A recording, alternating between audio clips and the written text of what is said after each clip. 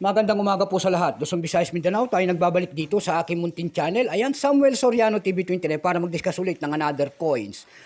At ito po ay ating hilig po, pangungulikta ho ng barya. Kaya ho tayo nandito at isa ho tayong kolektor. Ayan po. Magandang umaga po sa aking mga subscriber kung saan kayong dako na mundo po. Ayan, maraming salamat do ito sa aking YouTube channel, ang aking mga subscriber po. Thank you so much. Yun naman po hindi pa nakapag-subscribe dito sa aking YouTube channel at gusto nyo ang ganitong mga topic po about coins. Ayan, anyayahan ko sana kayo at malaking tulong na yung gagawin niyo tulad ng pagpindot ng ating subscribe button, like and share. Ayan. Maraming salamat po sa nanonood din doon sa aking FB page. Ayan, thank you so much po. Unboxing ho tayo. Ayan, may nabili ho tayo kaso nga lang binuksan ko na. Kasi nga mahal. Ayan, mahal ho ng coins na ito. Kaya napepeke tayo pag hindi ho natin binuksan. Kasi nung nakaraan tayo bumili at napeke ho tayo. Ayan. Ayan ho ang ating uling nabili. Ayan.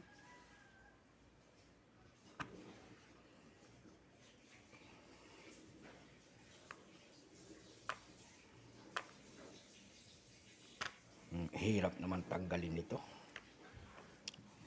Mahirap po siyang tanggalin. Ayaw niya pong magpatanggal sa kanyang slab. Ayan.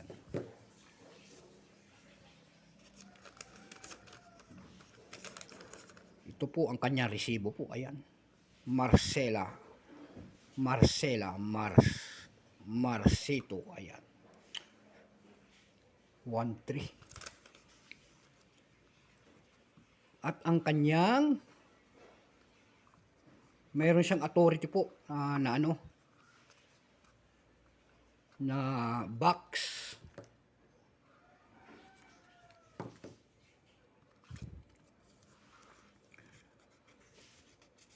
Ayan ang kanyang box. Excuse me po. Marcelo.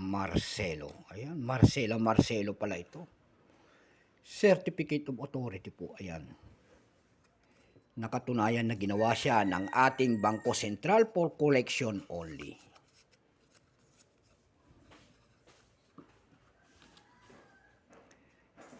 Ayan po siya, ayan. Year 2022 po, ayan, Republika ng Pilipinas.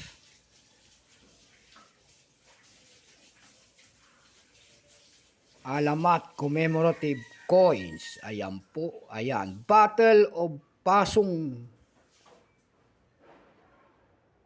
hindi ko mabasa. Pasong Santon. Ayan. Ayan, kung may mga ganito po kayo, ayan, willing ho tayong bilhin dyan. Mag-send po kayo at mag-comment po dyan. Ayan. Magandang umaga po sa lahat. Luzon, Visayas, Mindanao, kung saan kayong dako na mundo po. Keep safe po sa lahat and God bless.